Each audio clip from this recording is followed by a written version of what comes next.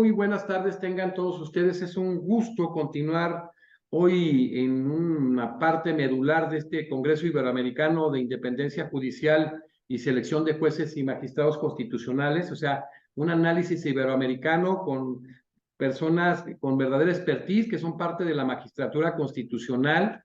Y en este punto medular tenemos una extraordinaria jurista, en lo personal una amiga entrañable, la ministra Ángela Vivanco Martínez de Chile, quien es ministra de la excelentísima Corte Suprema de Justicia de Chile, una de las cortes más prestigiosas de nuestra América Latina. Y bueno, antes de dar un poquito un avance a su currículum y que posteriormente pueda disertar, vamos a darle la bienvenida. Ángela, un privilegio tenerte en este congreso tan importante hoy que viene muchos temas de debate en la manera de elegir los ministros, los jueces, los magistrados constitucionales y este tema tan importante en nuestros sistemas democráticos como es la independencia judicial.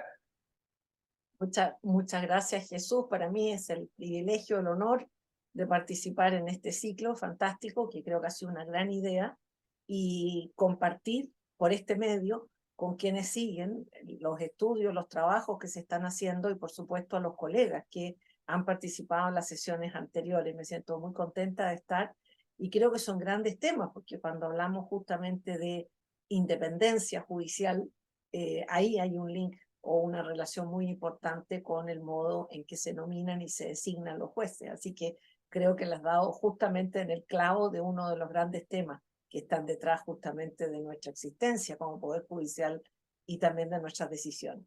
No, y ahora en el análisis, después de los intentos de una nueva constitución, ¿no, Ángela, en Chile, de que esta constitución de 80 pues ha estado en debate y que pues está también en debate importante la manera en que se plasma la estructura, la composición, la selección, la independencia del Poder Judicial en la Constitución? Efectivamente, estamos en este momento, justo el día lunes 7, se le hizo, o sea, el martes 7, se le hizo entrega al presidente de la República del proyecto constitucional que se ha generado en meses de discusión por una comisión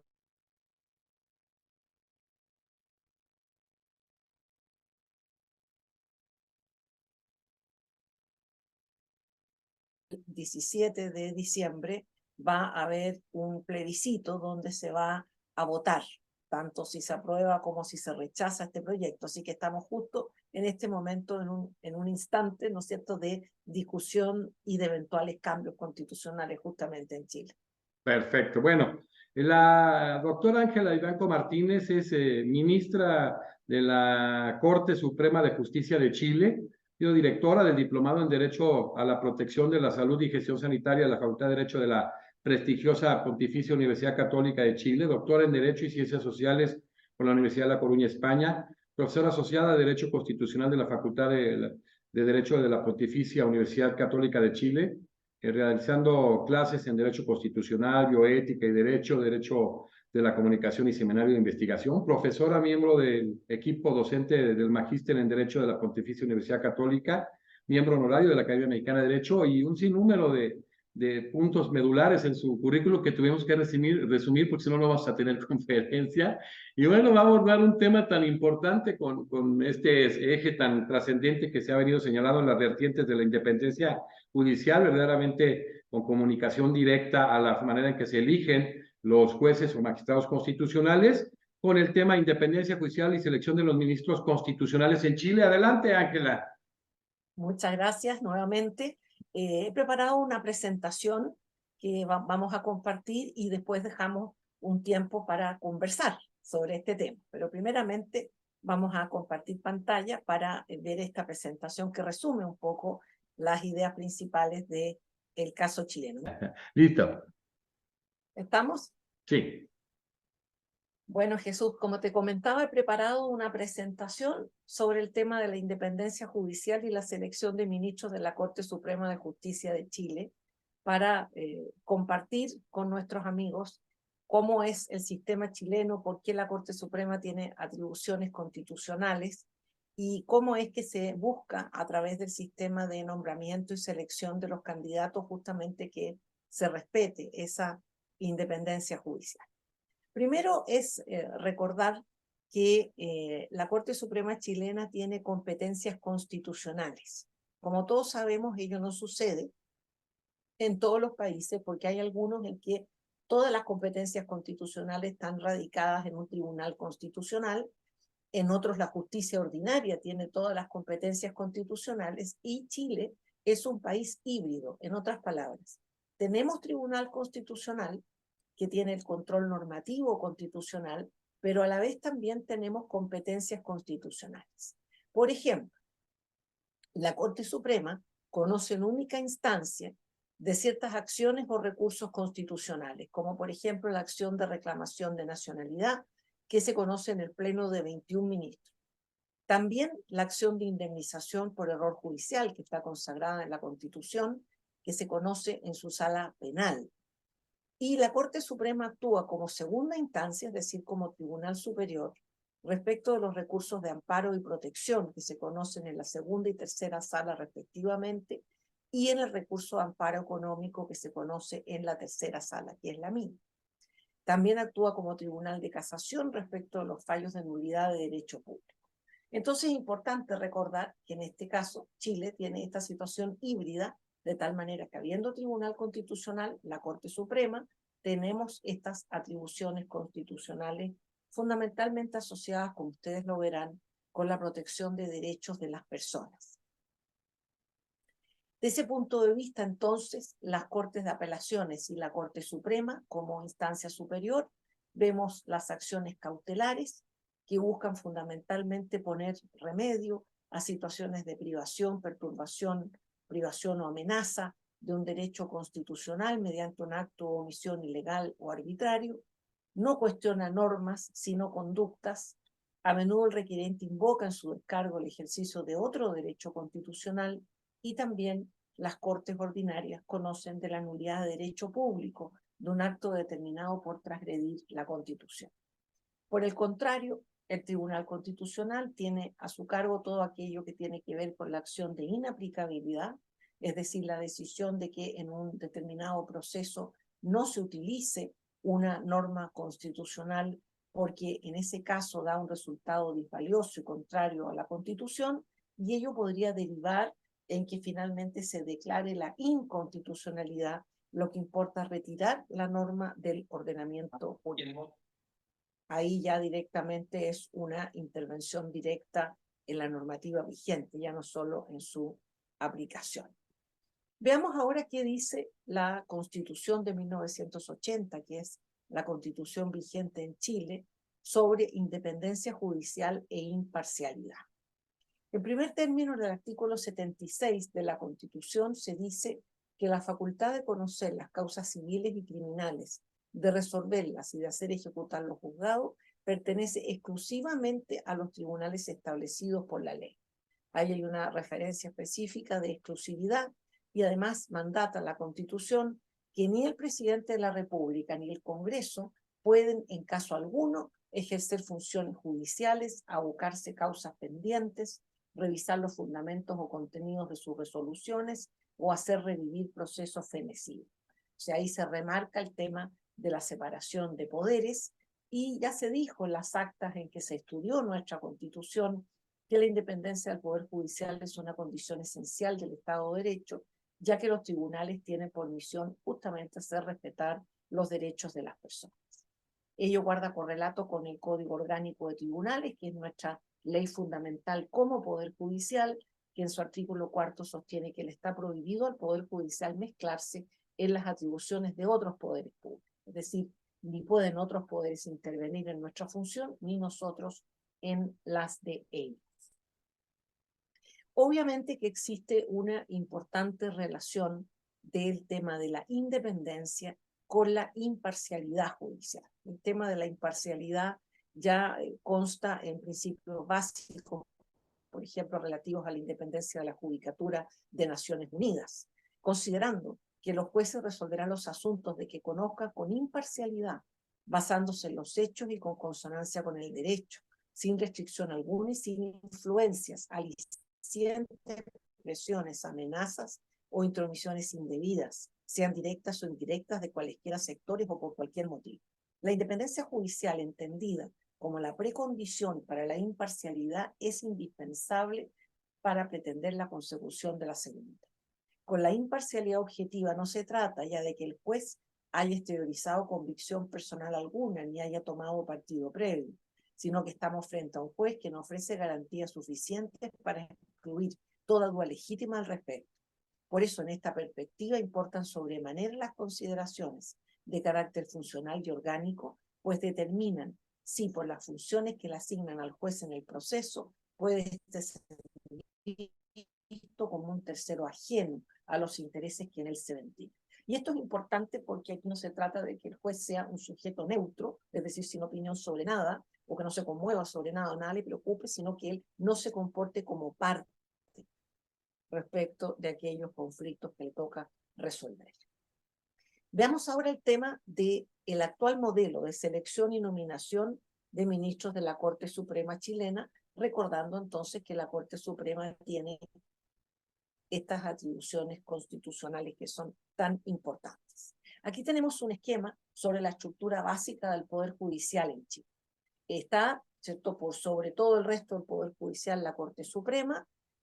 Bajo ella está la Corte Marcial para causas que tienen características militares que son cada día más acotadas, y las Cortes de Apelaciones, por otra parte, que son las cortes en que, en definitiva, las causas llegan en segunda instancia desde el punto de vista de la discusión de fondo, y bajo la Corte Marcial hay tribunales militares, y bajo las Cortes de Apelaciones hay tribunales ordinarios, que son juzgados de letras, tribunales civiles, de familia, de letras del trabajo, de cobranza laboral y previsional, tribunales de juicio oral en lo penal y juzgados de garantía. En consecuencia, esa es la estructura del Poder Judicial chileno. Si ustedes se dan cuenta, aquí no aparece el Tribunal Constitucional, porque el Tribunal Constitucional es un ente autónomo, que no está bajo la supervigilancia de la Corte Suprema y que tiene un poder fundamentalmente contralor, del punto de vista de que normas inferiores a la Constitución no se opongan a ella o no afecten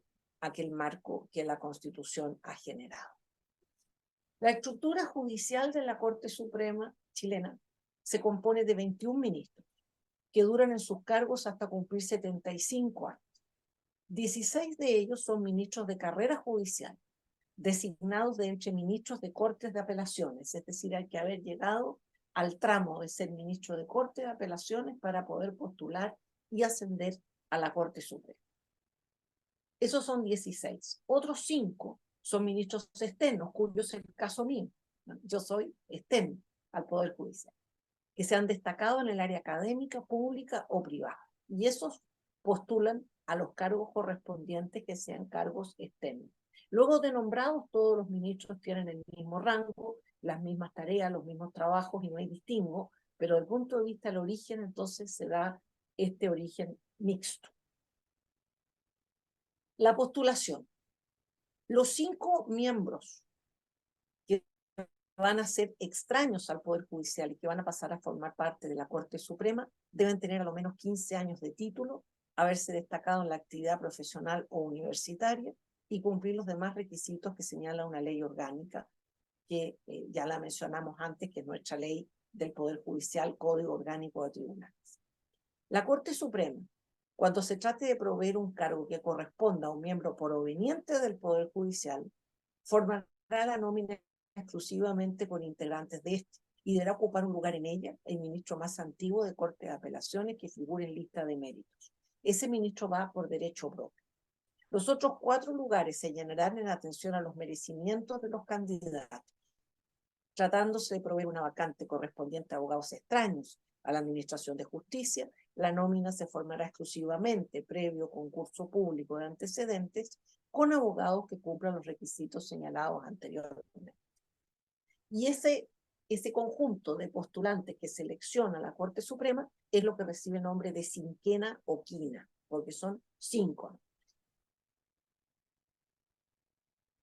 Posteriormente, los ministros y fiscales judiciales también de la Corte Suprema van a ser nombrados por el presidente de la República, eligiéndolos de la nómina de 5 personas que en cada caso ha propuesto la Corte, es decir, de la quina o cinquena.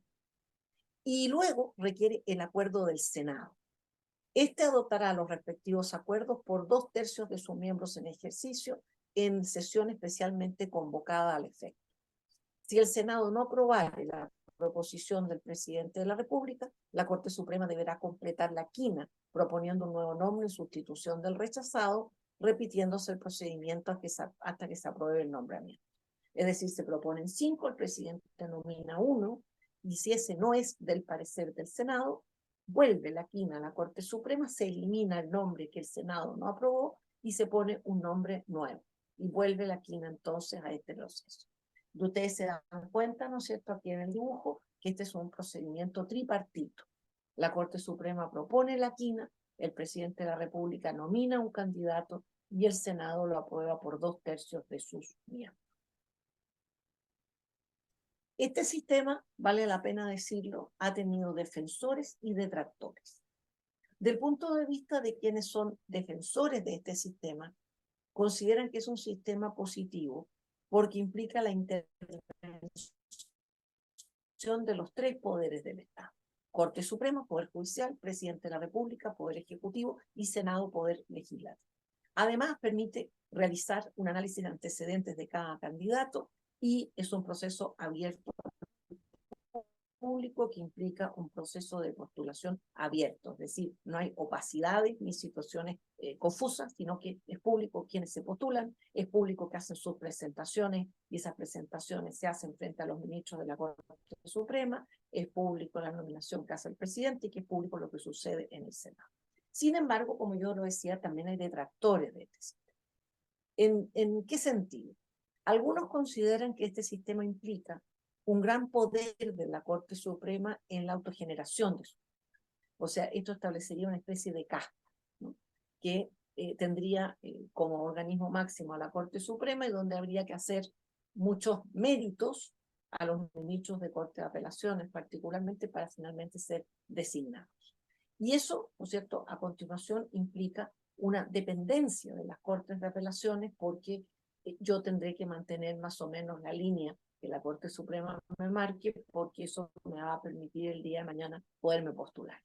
Y también han considerado que la intervención del Senado implica una cierta politización del proceso, porque el Senado muchas veces empieza a cuestionar a los candidatos, a preguntarle cómo ha resuelto usted en este caso, qué le parece a usted esto otro, qué ideas tiene usted, qué principios abraza, y eso han considerado que de alguna manera podría, ¿no es cierto?, atentar contra la independencia del Poder Judicial por ser interrogado en términos que no son netamente profesionales, sino también políticos.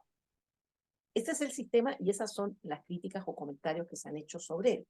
Pero ya comentaba, ¿no es cierto?, al inicio, que en este momento Chile está discutiendo una nueva constitución, un nuevo proyecto constitucional. Entonces, revisemos cuáles son en esta materia las propuestas que están dentro de ese proyecto y sobre el cual, como ya les comenté, se va a tener que pronunciar la ciudadanía de Chile.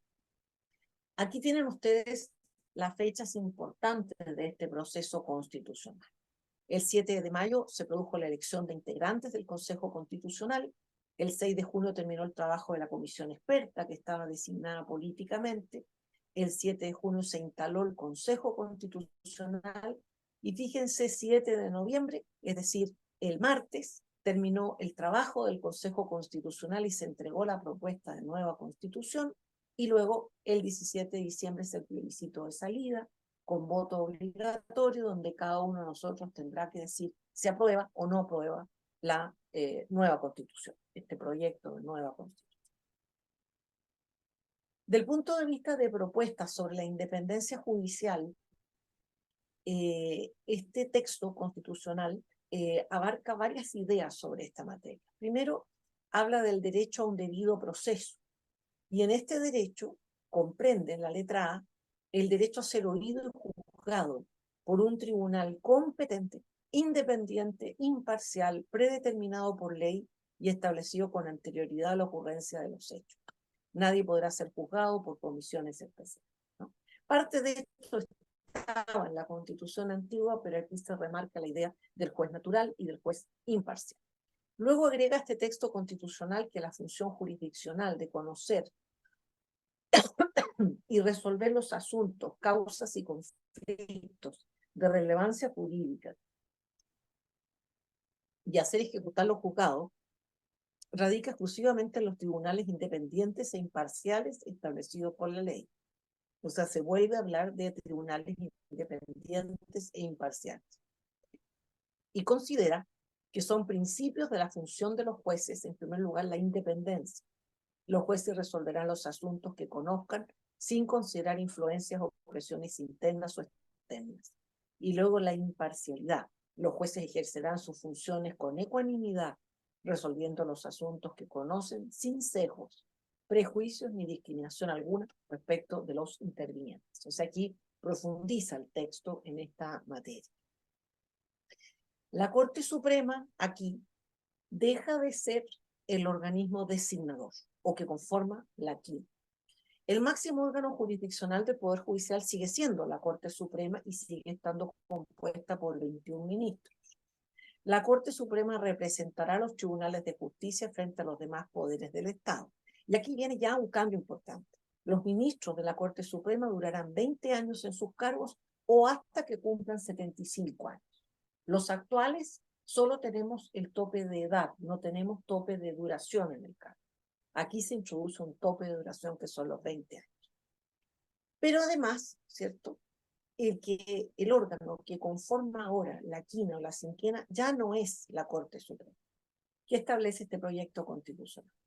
Habrá un órgano cuya función será designar o nominar, según el caso, a los ministros y fiscales judiciales de la Corte Suprema, de las Cortes de Apelaciones, jueces letrados, auxiliares de la Administración de Justicia y las demás personas que establezca la ley. Las designaciones y nominaciones se basarán en factores objetivos, especialmente la capacidad profesional, el mérito, la probidad y la experiencia. Entonces aquí, como primer punto, ¿no es cierto?, además de un cambio en la duración de los ministros de Corte Suprema, tenemos una propuesta de un órgano designador. Este nuevo órgano estará compuesto por una persona designada por el presidente de la República previo concurso público, 2 personas designadas por el Senado previo concurso público en votación única y por los 3/5 de los miembros en ejercicio. El Senado deberá pronunciarse dentro de 60 días contados del cierre de dicho concurso o de transcurrir dicho plazo en la sesión de sala más próxima que se celebre. Y luego 4 jueces designados, según lo establecido en el artículo 167, quienes, mientras formen parte de este órgano, no podrán ejercer funciones judiciales. Las personas nombradas en virtud de los literales A y B deberán tener una destacada trayectoria judicial, profesional o académica y una conducta proba e intachable. Los integrantes del órgano encargado de los nombramientos serán de dedicación exclusiva, por eso decíamos que no van a poder ejercer funciones jurisdiccionales, y deberán actuar siempre con la debida diligencia, objetividad, probidad e independencia. En el caso de los jueces, una vez cumplido su periodo, se reintegrarán a sus funciones en la forma que determine la ley.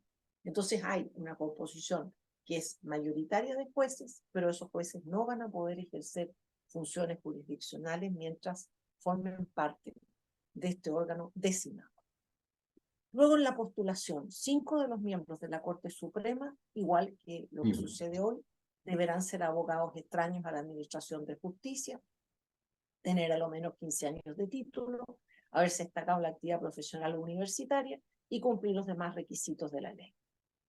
El órgano designador creado para este efecto formará la nómina correspondiente atendido los merecimientos de los candidatos evaluados mediante un concurso público de antecedentes, sea que el cargo corresponda a un miembro proveniente del Poder Judicial o se trate de una vacante que deba proveerse con abogados extraños a la Administración de Justicia. Las designaciones y nominaciones deberán efectuarse previo concurso público y transparente en la forma que establezca la ley. Es decir, se reproduce la misma figura de lo que hoy hace la Corte Suprema, pero se pone en manos de un organismo designador que tiene que cumplir prácticamente los mismos parámetros que hoy cumple la Corte Suprema. Pero ojo, ese organismo designador está compuesto por un representante del presidente, 2 representantes del Senado y 4 del Poder Judicial. Es decir, ya tiene una conformación tripartita en su interior. Se mantiene luego para el nombramiento mismo el sistema tripartito.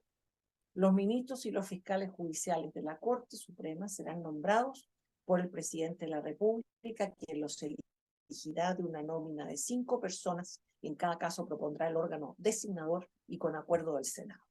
Este último adoptará los acuerdos por los 3/5 de sus miembros, a diferencia de 2/3, que es lo que se exige hoy. Y si el Senado no aprobare la proposición, tendrá que reemplazarse la persona, igual que se hace hoy en día. Luego, y en síntesis, la Corte Suprema deja de intervenir en la generación de sus miembros y en esta materia sus atribuciones se traspasan al órgano designado. En consecuencia, ¿cierto? Para resumir, la propuesta que hay hoy, que se está jugando hoy, no establece el nombramiento directo ni electoral de los jueces, no votan las personas para elegirlos, sino que la diferencia es que hoy el papel que dentro del sistema tripartito tiene la Corte Suprema se propone que lo asuma un organismo designador que a la vez en su interior tiene representantes de los 3 poderes.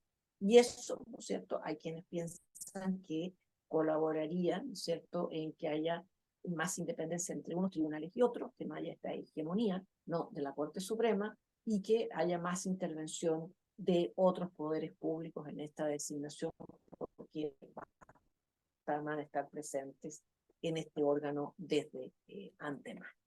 Esa era la presentación, Jesús, la voy a dejar de compartir. Excelente. Bueno, perfecto, Ángela. Excelente. A ver, se generan cosas bien interesantes. Si hablamos nosotros, pues las constituciones más añejas de nuestra América Latina, pues la chilena era una de las más añejas, tomando en cuenta la 1853 de Argentina, la del 17 de 1907 de México y la del 49 de Costa Rica y por ahí la del 67 de Uruguay. Es la quinta, por ahí más debe de estar. Entonces, la mayoría de las constituciones se han venido generando procesos abrogatorios, nuevas constituciones, incluida la del 2019 ahora de Cuba, que ya habla del debido proceso, que ya toma el amparo, etcétera. A ver, Ángela, qué interesante este tema, cómo lo desarrollas con ese conocimiento de causa y esa facilidad pedagógica. En este sentido, en cuanto a lo que hoy contempla esta cuestión de 1980 tan interesante e importante, en la manera de designación, con la experiencia que tienes tú, el hablar de 16 miembros de carrera judicial y 5 miembros externos, de alguna manera, con un manejo meritocrático, ¿ha generado en la experiencia chilena una verdadera independencia judicial? Mira, yo creo que ha sido un aporte el tema de contar con ministros externos, porque los ministros externos ofrecemos de alguna manera una experiencia vital distinta. Nosotros hemos pasado años dedicados a la academia, algunos dedicados al ejercicio profesional, otros dedicados a funciones públicas judiciales, y de ese punto de vista, esa mixtura que se ha dado es una mixtura interesante porque evidentemente los ministros de carrera tienen una tremenda experiencia, han sido jueces durante muchos años, han vivido prácticamente en todos los estamentos del Poder Judicial, pero siempre es bueno intercambiar opiniones o visiones, ¿no es cierto?, con personas que también han ido punto por punto, escalón por escalón, pero en otras realidades, ¿no? Y de ese punto de vista, evitando el parroquialismo, ¿no es cierto?, ese cerrarse sobre un grupo muy reducido, una experiencia todos más o menos homogénea. El hacer una experiencia, ¿no es cierto?, que es variada, que es diversa, que es interesante, a mí me parece que resulta ser un aporte. Y yo siento ese punto de vista estando dentro de ese grupo de ministros que he podido aportar desde mi experiencia, que es fundamentalmente una experiencia académica y profesional. Y de ese punto de vista yo creo que siempre cuando se habla de un organismo independiente e imparcial es interesante que también se juntan otras visiones que enriquecen, ¿no es cierto?, que no empobrecen, sino que enriquecen la existencia de una Corte Suprema con las características de esta, que mayoritariamente es de jueces de carrera. Entonces, nosotros no somos incidentes del punto de vista de transformarlo todo, pero sí de ir introduciendo ciertos elementos interesantes, ¿no? Y eso yo creo que ha sido una bonita experiencia. No, y es tan exitoso que en este proyecto de nueva constitución sigue esta estructuración, esta composición precisamente de la Corte, ¿no? Por lo exitosa que ha sido. Ángela, cuando hablamos de todo este tema del Código Orgánico de la de la concepción constitucional, de que pues, se han venido haciendo adecuaciones constitucionales, hay reformas importantes en nuestras constituciones que no son del año en que se establecen como un argumento de que ahí se quedaron falso. Se establecen los principios de exclusividad de la función jurisdiccional, de la unidad de la función jurisdiccional, ya hablabas tú de la independencia, de la imparcialidad, es decir, es una constitución que contempla específicamente todos estos temas tan importantes, en estos principios esenciales de la función jurisdiccional, que son base de los sistemas democráticos. Así es, bueno, la Constitución del 80 en ese sentido fue una constitución señera, porque habló de muchos de estos temas cuando no eran temas que tenían tanto desarrollo, ¿no es cierto? Piensen ustedes que la discusión sobre la Constitución del 80 fue una discusión que fue en los años 70. Sí, claro. O sea, estamos 50 años hacia atrás, ¿no es cierto? Ubicándonos en los años 76. Exactamente. ¿Ah? Luego, ¿no es cierto?, el texto se aprueba el año 80, por eso se llama Constitución del 80, empieza a regir el 81, pero toda la discusión fue de los años 70. Entonces, desde ese punto de vista, yo creo que la innovación que hizo la Constitución del 80 en esta materia fue bastante interesante, pero sin duda ha corrido mucha agua bajo el puente y hay muchas otras cosas que se pueden ir agregando hoy, ¿no? Y este proyecto constitucional busca agregar algunos de estos temas, ¿no es cierto?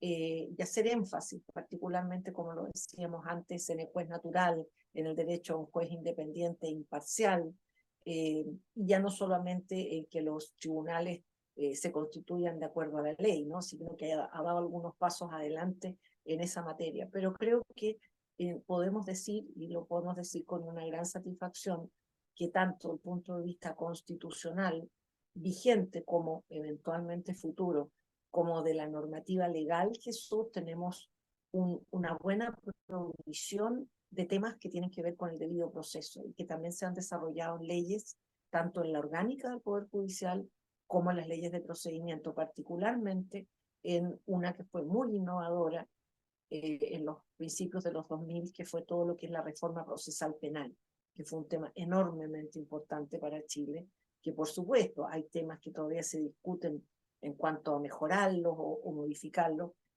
nada es perfecto, pero que sin duda fue un cambio radical para aquellos que tuvimos la posibilidad de tramitar en el procedimiento penal antiguo y lo comparamos con el de ahora, claramente ahí se produjo una evolución muy importante y que fue una evolución que tuvo un anclaje constitucional, pero una gran evolución legislativa también. En este sentido, ahorita que hablamos de de este proyecto constitucional tan importante en la vida de Chile, un país que ha sido considerado de los que han consolidado la democracia en nuestra América Latina, pues se habla de este Consejo Constitucional, se habla de este órgano designador, se abordan de manera diferente el debido proceso, el acceso a la justicia, la tutela judicial efectiva, es algo similar a lo de la Constitución de 80. A ver, yo creo que lo que se hace es tomar un modelo y procurar profundizarlo. No es en esa materia la propuesta constitucional que se hace una propuesta que importe un cambio radical. Toma varias ideas de la Constitución del 80 y procura detallar algunas. En lo que sí hay un cambio, como lo explicábamos antes, en el tema del cambio de lo que es propiamente el gobierno judicial, ¿no? Hoy, en la Constitución vigente, la Corte Suprema tiene la superintendencia directiva, correccional y económica de todos los tribunales, salvo los autónomos, con el caso del Tribunal Constitucional. Pero ahora, ese gobierno judicial en la propuesta constitucional se divide y en consecuencia la Corte Suprema mantiene, ¿no es cierto?, una hegemonía respecto al resto de los tribunales, pero pierde esta capacidad de designación directa de la cinquena y también pasa a haber órganos, ¿no es cierto?, en que se dividen funciones asociadas, por ejemplo, con la administración de recursos del Poder Judicial, que es un tema de primer orden, por todo lo que significa, ¿no es cierto?, la mantención financiera y económica del Poder Judicial, y también lo que se refiere a la capacitación y preparación de los jueces, que se desarrolla también sobre la base de la Academia Judicial, que existe, ¿ah? Entonces, yo diría que manteniendo, ¿no es cierto?, la base, se elabora un modelo que reemplaza o modifica el gobierno judicial, que el propio Poder Judicial ha dicho que está de acuerdo con ese cambio de modelo. No todas las propuestas que nosotros hicimos se consideraron había propuestas más radicales, ¿no es cierto?, en el sentido de tener un órgano coordinador de todas las funciones. Eso no se hizo, pero sí se siguió la línea más o menos de lo que ha propuesto el Poder Judicial, en el sentido de que no sea la Corte Suprema la que comprenda todo lo que es el gobierno judicial, porque por un tema de autonomía y también por un tema de mejor gobierno y más transparencia, el Poder Judicial ha considerado que es bueno que esto se divida, ¿no? Qué Y que el importante, el Consejo mismo Poder haya... Judicial. Exactamente, ¿no? Qué importante, porque ahora viene este debate en toda América Latina, incluido, por ejemplo, en el caso de México, que se quiere hacer una reforma importante. Yo creo que este foro ha sido fundamental. Luego vamos a crear mesas. Ángela, por ejemplo, con el expresidente del Tribunal Constitucional Español, etcétera, 4 integrantes, y ver los modelos y ver pros y contras, como ahora se señalaban en lo que abordaba Ángela. Pero este tema de que la misma Corte debe ser tomada en cuenta de manera trascendente en este tipo de reformas, y que dicen, bueno, pues la autodeterminación de miembros, pues absoluta, pues a lo mejor genera algunos conflictos, y ahora se maneja este órgano encargado de designarlos, este órgano designador, con miembros de los tres del Poder Ejecutivo, del Poder Legislativo y del Poder Judicial, pero con un mayor número de miembros del Poder Judicial. En eso nosotros fuimos muy enfáticos. Claro. Cuando nos tocó asistir tanto a la comisión experta como luego al Consejo Constitucional, fuimos muy enfáticos en el sentido de que para nosotros era muy importante que la mayoría de ese órgano, no la unanimidad de ellos, sino que la mayoría fueran miembros del Poder Judicial, porque la experiencia o el conocimiento que hay sobre quién está viviendo la función judicial, la administración de justicia, es un tema muy importante para determinar temas de designaciones y otros temas, ¿no? Entonces, desde ese punto de vista, creo que ese propósito se cumplió. Como digo, había propuestas de la Corte Suprema que no se consideraron, pero que creo que la propuesta que se hizo ahora de un proyecto constitucional por lo menos reconoce bastante de lo que se dijo en esa materia, si bien no es todo. Oye, Ángela, tomando ya la experiencia, las cuestiones que te ha tocado vivenciar como miembro externo en este proceso de integración, de selección y de conformación, ¿hay mayor nivel de independencia, un mejor nivel de independencia judicial a través de este consejo que la autodeterminación de la Corte Suprema? Yo creo que eso es lo que se busca, que haya una mayor independencia. Y quizá, Jesús, no sea un tema tan objetivo, sino también subjetivo. En otras palabras, a lo mejor si nosotros pudiéramos hacer cálculos matemáticos, a lo mejor podríamos decir que existe la misma independencia en un sistema como en otro. Pero la impresión que tienen los que son destinatarios de las decisiones es muy importante, ¿no? No solo el ser independiente, sino sentirse independiente, ¿no? El no sentirse mediado, ¿no?, por la Corte Suprema desde el punto de vista de decir, si yo no llevo una línea determinada que a la Corte Suprema le gusta, entonces yo nunca voy a ser designado, por ejemplo. Qué interesante. ¿Ah? Entonces, creo que estos temas son temas que nos llevan, ¿no es cierto?, a una reflexión que es objetiva desde el punto de vista de lo que yo te decía al principio, gobierno judicial y eso, pero también tienen temas de subjetividad, ¿no? Y en la medida que los tiempos avanzan, la subjetividad también es importante. En otras palabras, no es solo importante ser independiente y, por supuesto, ¿no es cierto?, tener la firme convicción y voluntad y propósito de ser imparcial, sino encontrarse uno desde el punto de vista subjetivo también con el alivio de poder ser independiente e imparcial y no sentirse mediado, ¿no? Que a veces, como digo, esa situación puede ser una situación puramente de impresiones, pero las impresiones también son importantes, porque el Poder Judicial, como el resto de los poderes, se compone de personas, y las personas están mucho tiempo en el Poder Judicial. Los jueces no van y vienen, sino que entran y se quedan, ¿no? Entonces, la impresión que se tiene como juez de poder ser juez, ¿no es cierto?, y poder expresar lo que yo verdaderamente pienso, quiero, decido, por supuesto siempre en cumplimiento del derecho, es tan importante como que haya una realidad objetiva que así lo permite. Yo creo que en ese sentido es valioso que se haga una propuesta común. Me interesa mucho porque esto lo están viendo en México, en toda América Latina, parte de Europa, Y ahora que vienen estas iniciativas que acaba de hablar Susana Castañeda, que es ministra de la Corte Suprema del Perú, y que viene una iniciativa en México, cuando se habla de la elección popular de los ministros, de los magistrados o de los jueces constitucionales, y vemos este esquema en donde siempre se ha destacado la Corte Suprema chilena, es muy respetada, es muy prestigiosa en nuestra América Latina. O sea, es un modelo que hay que analizarlo y que podemos ver que la misma Corte ha funcionado de una manera muy importante y ahora vienen, como decías tú, algunas cuestiones quizás de afinar detallitos en esta nueva constitución, ¿no? Pero sí ver este modelo y estos cambios que está generando en este órgano designador, la manera en que se integra, de alguna manera puede haber algunas formas diferentes de visualizar en cada país, pero como una buena opción. Porque hablar de la elección de los ministros, en este caso de la Corte Suprema, pues sería una cuestión, no sé cómo la veas tú en lo particular, Ángela.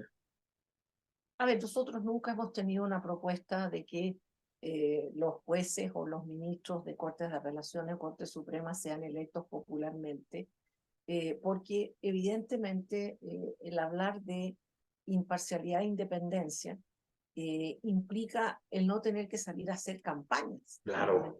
campañas de carácter político, ¿no? Eso, por cierto, no significa que los jueces no tengan sus propias ideas políticas, porque, como yo te lo decía al principio, los jueces no son unos entes así Los signos cognitivos, sí. volátiles que no piensan nada, no tienen opinión y que están exentos del mundo. No, los jueces viven, comen, salen a la calle, votan, ¿no? Son seres humanos, ¿no? Pero muy distinto es a que yo como juez tenga que salir a hacer una campaña política y poner letreros con mi nombre y ir a meetings, Y ¿no? en medios de comunicación, Exacto, y tener que depender un poco, ¿no es cierto?, de este tema, de que haya la comunicación adecuada de mi discurso, etcétera. Ese es un tema muy complejo para los jueces, porque evidentemente, ¿no es cierto?, esto condiciona conductas. Entonces, ¿quién es más querido? ¿El juez más popular, por ejemplo, que condena a más personas y eso va a asegurar un nombramiento futuro? ¿O el juez que se demora menos en redactar sus sentencias y que se privilegia el tiempo, pero no la densidad, ¿no es cierto?, intelectual de la sentencia? El juez que es riguroso en su tribunal o el juez que es un poco a lo compadre en su tribunal y que, bueno, no importa, mire, llegó tarde, no se preocupe, etcétera. Todas estas cosas que un juez tiene que tomar sus propias decisiones sobre cuál va a ser su línea como juez, cuando se le obliga, ¿no es cierto?, a estar haciendo una campaña política, todas ellas se condicionan y se transforman. Y el juez candidato es un juez que le cuesta, a mi entender, ¿no es cierto?, cumplir con esos parámetros de excelencia desde el punto de vista de la imparcialidad y la independencia. Y de además juzgar que eso, aunque a veces los fallos no caigan bien, porque claro. no se sale en el gusto a todos, no hay modo, Claro. ¿no? ¿No? Y a lo mejor, ¿no es cierto?, duele que un fallo sea criticado o que no sea comprendido, pero resulta que eso es parte de la función del juez, no puede estar haciendo promoción de sus propios fallos, ni puede salir a publicitarlos, ni cosa parecida. El juez tiene la esperanza de que sus fallos se entiendan. Yo estoy dentro del Poder Judicial en la Comisión de Lenguaje Claro. Precisamente nosotros trabajamos mucho en ese punto, ¿no? No en hacer fallos que vayan cayéndole bien a todo el mundo, pero sí en hacer fallos comprensibles y que la decodificación del fallo le llegue efectivamente a los destinatarios y lo comprendan el derecho que se ha aplicado y por qué se tomó la decisión que se tomó. Y en eso nosotros tenemos un trabajo avanzado, tenemos protocolos asociados con los distintos usuarios y eso se combina también con la protección de personas vulnerables frente al acceso a la justicia. No, y qué importante cuando hablas de ese nivel de aceptación, ¿no? Que a veces dices, es que ¿cuál es el nivel de aceptación del Poder Judicial? Puede haber resoluciones, como dices tú, que no gusten a la ciudadanía, pero que verdaderamente se ajusten a los parámetros constitucionales. Entonces, el generarlos o someterlos a un proceso de elección popular es no entender la esencia del Poder Judicial, es no entender el establecer cuando se resuelven las tensiones, democracia, constitucionalismo es fundamental en nuestra época, y como siempre lo ha sido, las Cortes Supremas, los tribunales constitucionales. Entonces, el estatus de la independencia judicial es muy importante hoy en día, precisamente en Chile, y simplemente la reforma tiende a generar un proceso diferente de designación de los ministros de la Corte. Bueno, además, como yo te decía, se El separan. tiempo, ¿no? También decías tú, los 20 años que no se establecía. Se establece un tiempo máximo de duración que está cruzado con los 75 años, lo que primero suceda, o cumplo 20 años, o O cumplo 75, sí. exacto, 20 años de función, o los 75, y este tema de dividir lo que era una función de supervigilancia, ¿no es cierto?, y control que tenía la Corte Suprema, la famosa superintendencia, dividirla en un órgano designador, un órgano administrador de recursos, un órgano que opere como capacitador. Y como el Consejo de la Judicatura en México, etcétera. O sea, sí, exacto. Exacto, que de esa manera, ¿no es cierto?, se mantenga, por supuesto, la importancia y la relevancia que la Corte Suprema tiene, pero se permita que la Corte Suprema se aboque fundamentalmente a temas jurisdiccionales, de tal manera de que los otros temas, ¿no es cierto?, que también son importantes y que se tienen que ejercer, se ejerzan por organismos que estén conectados, ¿no?, vinculados, pero que no sea uno y lo mismo, ser miembro de la Corte Suprema y estar administrando, designando, gobernando, calificando. Las calificaciones no van a ser los fiscales, también eso sale del ente de la Corte Suprema, y capacitando también a los miembros.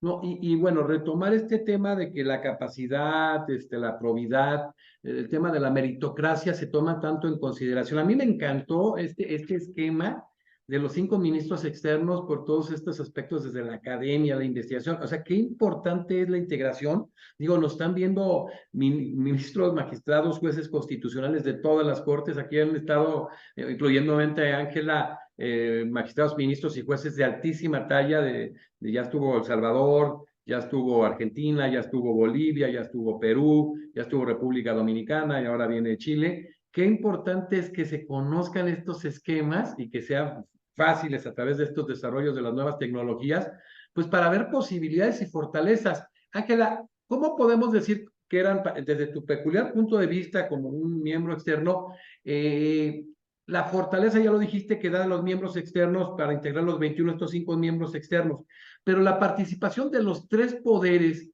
en su momento para la selección o la elección de ministros de la Corte, ¿de alguna manera sentías que sí mermaba un poquito la independencia? Bueno, la parte final es una parte que tiene un desgaste bastante importante, porque la postulación, todo eso, como sucede en muchos otros casos, la designación de la Corte es una designación que tiene que ver con la votación de cada uno de los miembros y que después permite elaborar la quina. La designación del presidente de la República revela cuál es su parecer sobre quién sería el mejor candidato, pero luego en el Senado evidentemente se producen una serie de problemáticas, porque evidentemente ahí, ¿no es cierto?, el Senado, no nos olvidemos que es un órgano político y en consecuencia claro, a veces hay reprensiones, discusiones sobre los fallos, discusiones sobre las personalidades, gustos o no gustos, dificultades a veces para alinear los votos, que no siempre es sencillo, y esto en algunos procesos, no en todos, pero en algunos procesos de designación ha significado largos procesos con bastante desgaste, ¿no? Ahora, esta propuesta nueva no es que evite ese punto, ¿no?, pero quizá el hecho de que haya una conformación de los 3 poderes en el organismo designador puede quitar entonces el desgaste o la larga discusión que se puede dar en el Senado. Pero esto es una parte teórica, porque como no se ha ocupado todavía este sistema, no te sabría decir si va a ser así, pero podría quizá alivianar la carga, ¿no?, en las etapas siguientes. Perfecto. Quiero cerrar, Ángela, con, bueno, que ha sido una disertación verdaderamente sumamente importante, que creo que va a servir mucho en el debate en estos temas fundamentales en los sistemas democráticos. Hablamos con Susana Castañeda de la coexistencia del Tribunal Constitucional y de la Corte Suprema, que a veces en los países federados como México, Argentina, Brasil, Uruguay no se da, existen sus Cortes Supremas. Este tema del choque de trenes que tanto se aborda en Colombia, ¿no? ¿Cómo se da en Chile? Mira, yo diría que aquí no hay una situación de choque de trenes ni cosa parecida. Ha habido momentos de cierta tensión, pero son momentos muy puntuales y más bien han sido porque se han interpretado voluntades, más que porque la función misma de uno y de otro sean los que entran en este choque, sino más bien por elaboraciones o suposiciones o comentarios que, como todos somos humanos, a veces son comentarios que se pueden interpretar de una manera o de otra. Pero por lo general, yo diría que en el 98% de los casos hay una deferencia y un respeto mutuo entre el Tribunal Constitucional y la Corte Suprema chilena.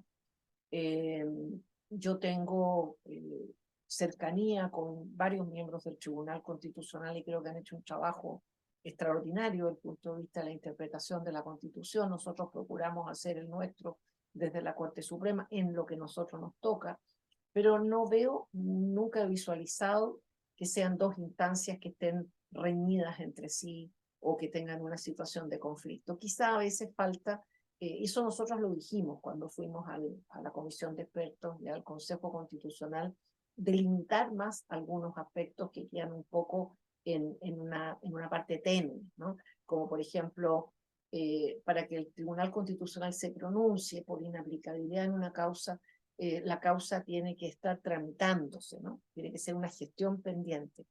Pero ese concepto, por ejemplo, de gestión pendiente, a veces se interpreta casi hasta la etapa de cumplimiento. Entonces, nosotros hemos dicho, sería bueno que esto se acote, ¿no? Porque no se puede estar declarando inaplicabilidad demasiado avanzada la causa.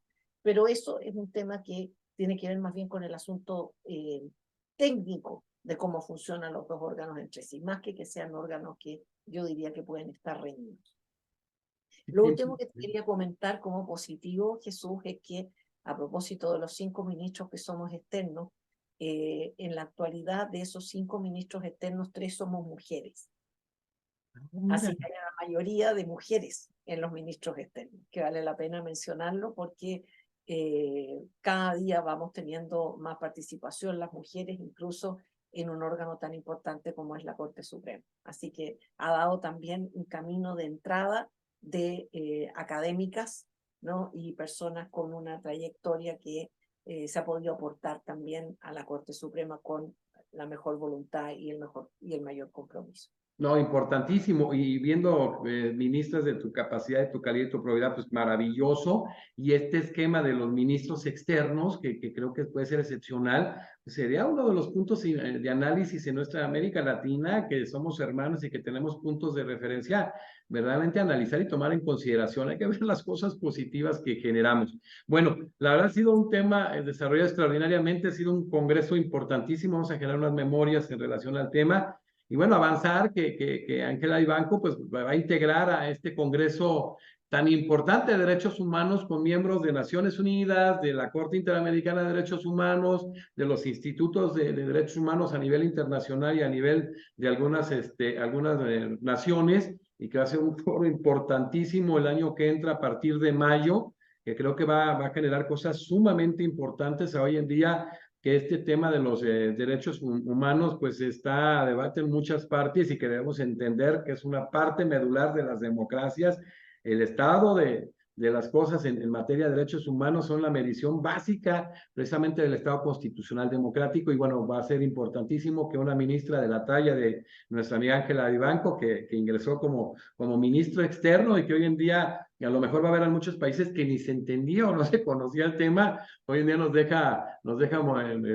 nos mueve muchísimas cosas importantes, hoy más que nunca en los temas de la recesión democrática que estamos viviendo y que tenemos que solucionar. Ángela, mi querida doctora, ministra Ángela Vivanco Martínez, un gusto, un orgullo que estés de nueva cuenta en un congreso internacional por parte de la Academia Mexicana, y que muy pronto nos vamos a ver en un congreso importante en nuestro país con la academia, que es tu academia, como parte de ella. Gracias, Ángela.